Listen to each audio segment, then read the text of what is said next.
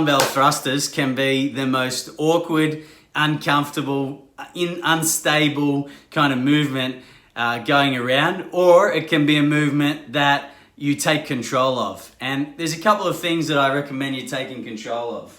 One is that you need to have the dumbbells on your shoulders, actually balanced on the shoulders. So sitting them on the shoulders like so is your launch pad. When you drive your legs hard, the dumbbells are going to be accelerated off of the shoulders. That means there's less weight for you to hold in the hands.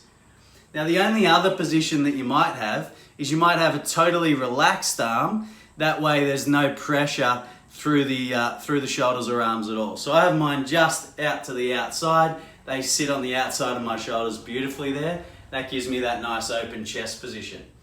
Now, you have to be in a good, strong, upright squat position. So if you need to have a heel in order to do that, all right, if you need to wear your elevated weightlifting shoe, whatever it is, but you need to be able to sit in the heels and be upright.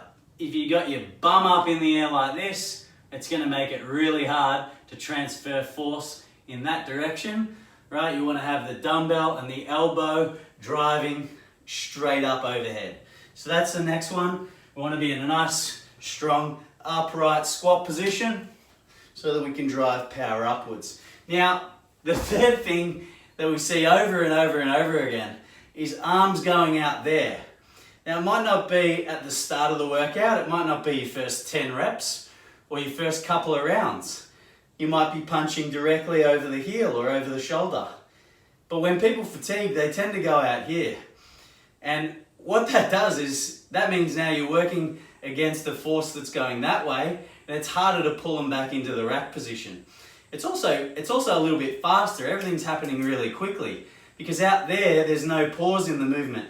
But up here, you get to balance the dumbbell over your shoulder. It's in a locked, stable position. So the more fatigued you get, it makes more sense to have the dumbbells directly over the shoulders. That way, if you need a break, it's perfectly stacked over the body. There's a good chance to breathe there.